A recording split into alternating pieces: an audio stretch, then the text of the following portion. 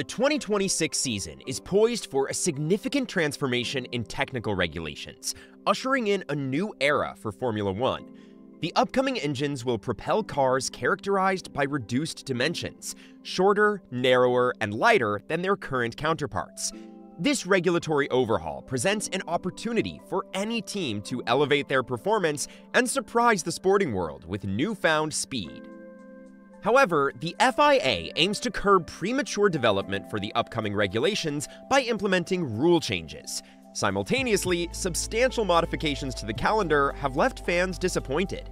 In this discussion, I'll delve into these alterations and more, shedding light on F1's imminent engine regulation shift set for 2026. The most recent major engine modification occurred in 2014, a watershed moment when Mercedes unveiled a groundbreaking solution, a split turbo. Mercedes' dominance that year was so pronounced that they had to deliberately limit power output to prevent the FIA from implementing rule changes to level the playing field. Anticipating the 2026 engines, the regulations are crafted to align more seamlessly with the evolving landscape of production cars. This involves incorporating additional electrical components and emphasizing renewable fuels. Notably, major manufacturers such as Mercedes, Ferrari, Renault, Honda, Red Bull, Ford, and Audi are all poised to participate. Amid the automotive industry's pivot towards electric power, the MG UK unit is set to become 3 times more powerful, escalating from 120 kilowatts to an impressive 350 kilowatts. In a cost-cutting move, the MGU-H has been entirely removed from the 2026 rules. The exclusion of the MGU-H is attributed to its exorbitant costs and complexity, hindering its feasibility for production vehicles and deterring potential new manufacturers from entering the sport. Furthermore, the 2026 cars will exclusively run on 100% sustainable fuels, with a 50-50 split between internal combustion engines and electrical power. The fuel requirement is also slated to decrease to 70 kilograms from the current 100 kilograms, contributing to substantially reducing the car's weight. The collective changes, including modifications to aero regulations, are poised to significantly alter the landscape of Formula One. The current weight of F1 cars, at 798 kilograms, is expected to surpass 800 kilograms with the introduction of the new engines. To counterbalance this, the initial step is a targeted weight reduction of at least 20 kilograms before further adjustments during the regulatory cycle. Additional alterations include a reduction in car width from 200 centimeters to 190 centimeters, and a shortened wheelbase from 360 centimeters to at least 340 centimeters. These adjustments, coupled with an anticipated 40% decrease in downforce, underscore the magnitude of the impending changes. Teams are grappling with the strategic decision of whether to curtail or diminish development on the current generation of cars, potentially redirecting efforts towards the 2026 season, a choice that could reshape the competitive landscape as teams seek optimal solutions within this transformative period. With the introduction of a budget cap and limitations on testing, gaining a substantial competitive edge over rivals by allocating budget and aero testing allowances from 2024 to the development of 2026 cars is a strategic possibility. However, this approach could potentially undermine the competitiveness of the sport in 2025. If Red Bull establishes dominance in 2024, other teams might forego the battle and retain their current cars throughout 2024 and 2025. This strategic move would concede victory to Red Bull, with teams banking on creating an exceptional car for the 2026 season. Conversely, Red Bull, if far ahead, might redirect focus from the current regulations to the 2026 car, securing a developmental advantage over competitors. To address this issue, the FIA intervened, ensuring that all teams commence 2026 car development simultaneously, following an agreement at a recent F1 Commission meeting. Teams are prohibited from undertaking wind tunnel or CFD work for new spec cars until January 1, 2025. A similar arrangement was implemented before the 2022 rule change. While the technical regulations for 2026 are pending finalization, teams have a general understanding of the direction.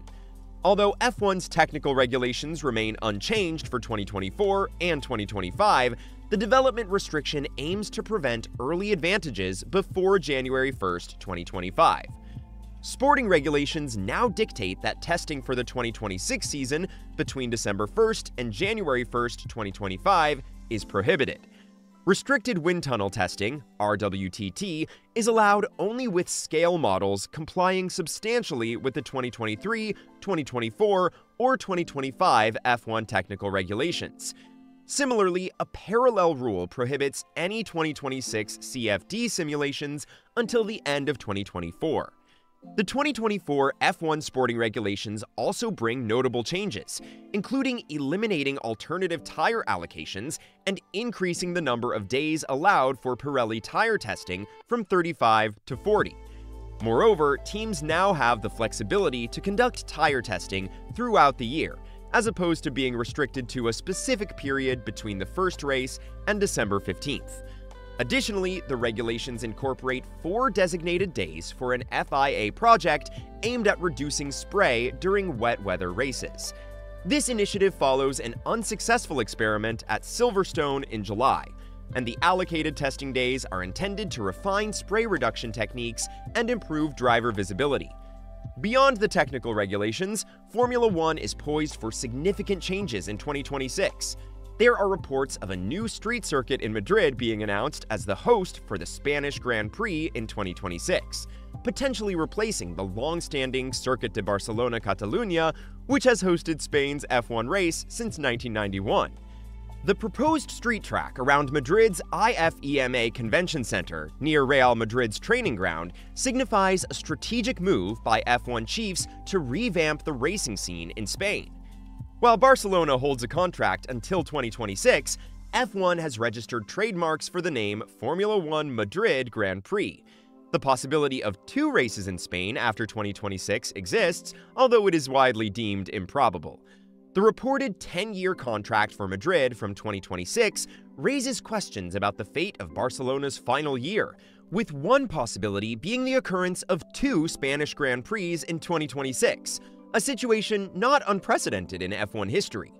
Spain has hosted 2 races in a single season before, with Valencia's street circuit around the docks hosting the now-defunct European Grand Prix from 2008 to 2012.